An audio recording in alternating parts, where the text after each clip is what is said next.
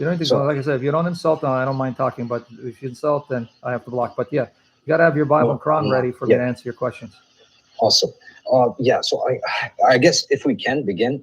Sure. Go ahead. I just have this one sincere question. I'm saying this from the bottom of my heart. Go ahead, man. So So I understand like a lot of the vast majority of New Testament scholars right now in our day and age, they don't class like the I am statements you find in the book of John as like historically like accurate, right? Why? I was reading Richard Bauckham's book, Jesus and the Eyewitnesses and stuff, and he came to the conclusion that like the I am statements you find in the Gospel of John, they're just advanced theological developments, and in order to find the historical Jesus, you have to refer back to like the Synoptic Gospels. Yeah. Do you know any way to like rebuttal that? Because this is my main issue I have. It's just, I've already rebutted it. I've already rebutted that. Before we go on, I know the argument. I've already rebutted that. I've even written on it, and I've done sessions on it. Let me repeat what you were saying so people can understand. Awesome. And guys, I want you to hear from Shadman. So now you can know he's not here to attack, so you don't need to block him anymore. He's not a typical Muslim where he comes to attack and insult and blaspheme. So you can see so far. Anyway, so we'll give him benefit of the doubt. He is representing the current state of Christian scholarship. I want you to hear what this young man said. He's not making it up. So you don't condemn him. You don't blame him. He's telling you what you're going to learn in college and seminary by even those who confess to be conservatives, that in John, much of what you have in John are not the words of the historical Jesus. It's more of an interpretation. It's more of John theologizing, telling you what Jesus meant, but not giving you the actual words of Jesus. You guys aware of that? That's what they teach. I want you to understand what he just represented. So this young man is a gift. God is sending him to tell you what your own conservatives are teaching Christians. So don't blame the Muslims here. Don't blame him. It's not his fault. This man's picking up a book, a commentary by someone who claims to be a scholar of the Bible and a conservative, and he's reading his notes, Richard Bauckham, which I know he got from a website, but that's besides the point. Richard Bauckham says, in the Gospel of John, you don't have the words of the historical Jesus. You have John giving you the meaning, the interpretation of Jesus, but not the actual words of Jesus. If you want to know the actual words of Jesus, you got to go to Mark, Matthew, and Luke. This is what you're going to find, folks.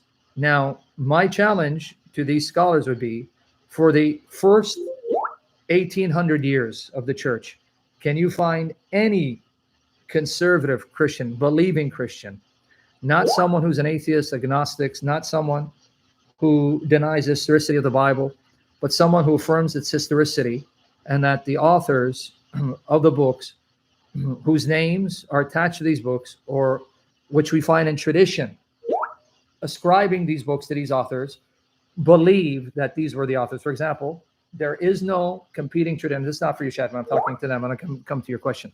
There is no competing tradition anywhere in church history that someone other than Matthew wrote the gospel attributed to him, someone other than Mark wrote the gospel attributed to him, someone other than Luke wrote the gospel of Luke and Acts, and so on and so forth. That is a modern criticism.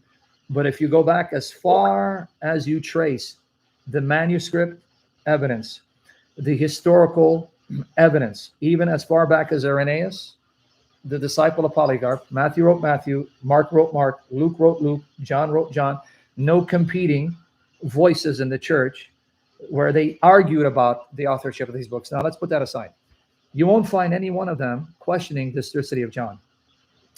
Their belief was that John focused on those aspects of Jesus's teaching that Matthew, Mark, and Luke did not mention, and it only makes sense. Why then repeat the very material found in Matthew, Mark, and Luke? You already have that material in Matthew, Mark, and Luke. If that's all John wanted to do, then he didn't need to write anything, because Matthew, Mark, and Luke already say basically the same thing. John comes along and gives us those details not mentioned in the other Gospels, details of the historical Jesus, in order to give us a more complete picture. That was the view of the church. Now, besides that, what evidence do I have that the I am sayings of Jesus are genuine, and the authors knew about these I am sayings, but even though they knew about them, they didn't feel the need to mention all of them, but that they're aware of it? Yes. Mark 6, 45 to 52, Matthew 14, 22 to 33, and John 6, 16 to 21, all repeat the same miracle story of Jesus walking on water And then when the disciples saw him walking at water at night, they thought they saw a ghost. And in Greek, he says, ego eimi, I am, do not be afraid. It's the exact same story. And in Mark 6:50, you read it. He says, ego eimi, I am, do not be afraid. Matthew 14:27, ego eimi, I am, do not be afraid. John 6:20, ego eimi, I am, do not be afraid. So right there, you have a miracle story of Jesus in which he unveils his identity as the divine I am, as the Lord of the winds and the seas and the waves, who subjugates them by his power. That's found in John, that's already in Mark and Matthew. And yet, guess what? Luke doesn't mention it. So if you're going to subscribe to the views of modern scholarship that says that Luke used Mark, that means Luke would have been aware of that I am saying, but didn't include it, which confirms my point. They were aware of the I am sayings, but for their purposes, they didn't feel the need to include many of them or any of them in the case of Luke, not because they didn't know the I am sayings, but because for their purpose, they didn't include them. That's the answer. So now you need to explain to me, how is it in Mark 6, the first of the Gospels, according to modern scholarship, you have an I am saying of Jesus found in John 6 in the context of Jesus walking over upon the waters to demonstrate his sovereign authority over the winds and the waves, something that the Hebrew scriptures ascribe to Yahweh alone. Explain that to me. Yeah, so I personally, I do believe that all the Gospels do portray Jesus as divine. But that's not my question, Chad. I didn't say the divine. You're using Bart Ehrman on me. It's not going to help you use Bart Ehrman. This is an I am saying. Mark 6:50, ego eimi. It's I am. I am saying found in John 6:20. So it's not whether Mark portrays Jesus as divine in some sense, Bart Ehrman. I know where you're getting the argument from. It's the exact same story where Jesus says, ego eimi, I am, which in Hebrew would have been anihu or anokihu, in a context where he's walking over the waters and he calms the winds and the waves as a display of him being the Lord of heaven and earth, the one who subjugates and tramples the winds and the waves under his feet, which according to the Old Testament is ascribed only to Yahweh, such as Job chapter 9, verse 8, Job chapter 9, verse 8, and Psalm 107, you can read from 22 to 30. So my question is, what do you do with the I am saying found by Mark in the same context that's found in John as an affirmation of Jesus being the human manifestation of Yahweh? I wouldn't, you see, I can't object to that. What you said is the truth. I mean,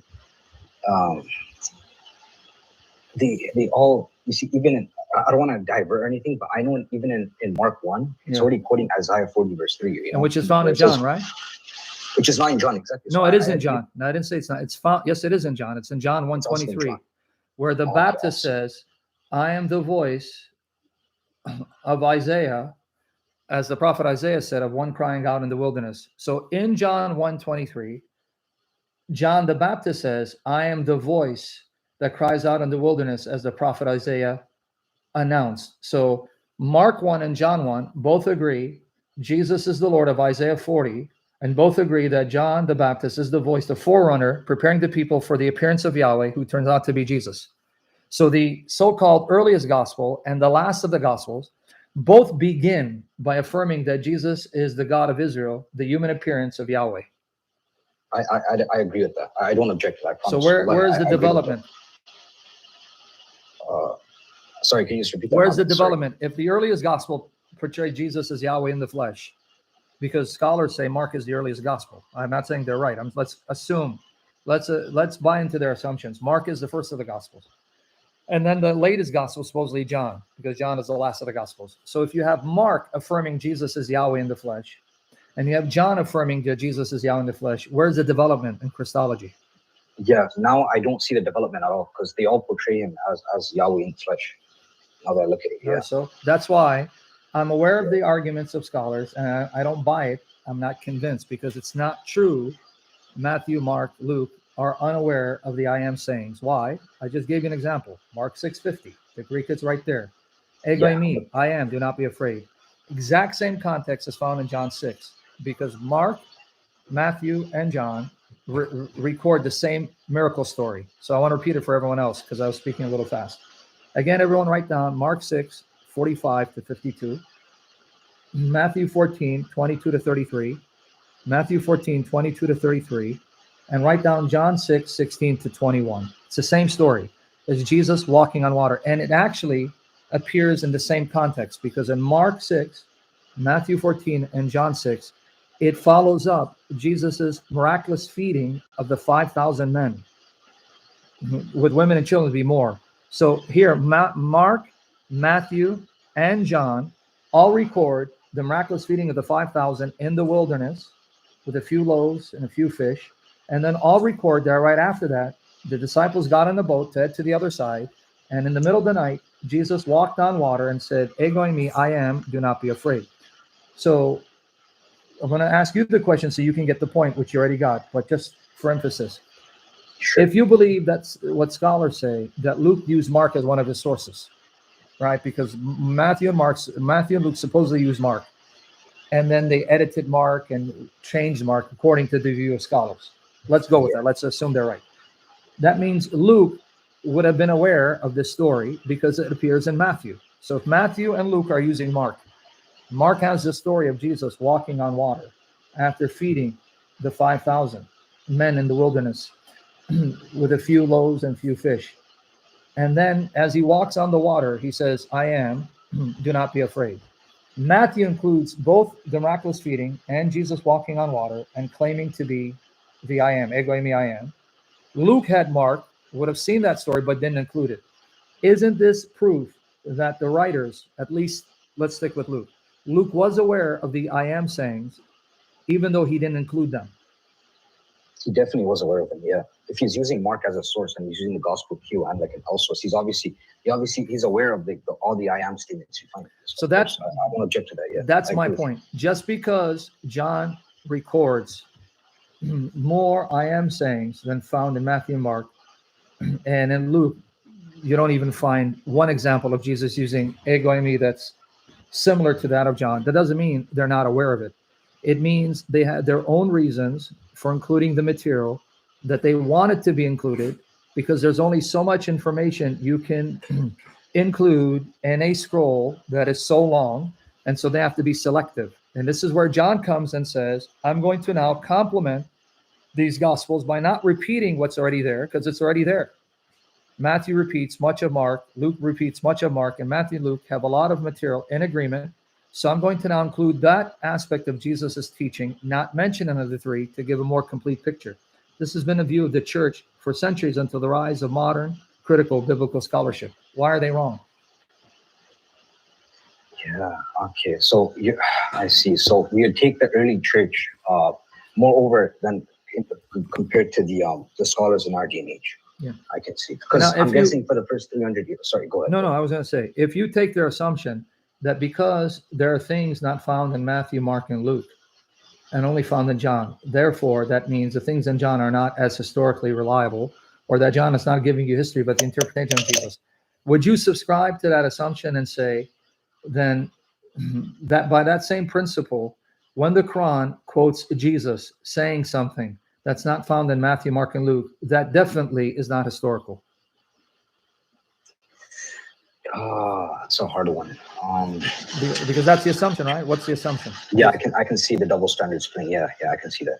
Okay, you understand the assumption? The assumption is, since John quotes Jesus saying things and doing things not found in Matthew, Mark, and Luke, that means the things of John must be either fabrications, stuff he made up and attributed to Jesus, or John is giving you an inspired interpretation of what Jesus meant, but not actual history. So we go with that assumption.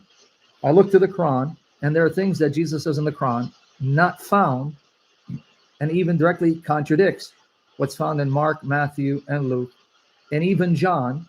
So by their principle, that means the Quran cannot be trusted and should be rejected, right? Yeah, I can agree with that. So why do Muslims use scholars selectively and not consistently, and just go all the way and become agnostic and atheist like the apostate prophet? Yeah, I can't really answer that in my opinion. What's the other question? Yeah, just this last question, Brother Sam.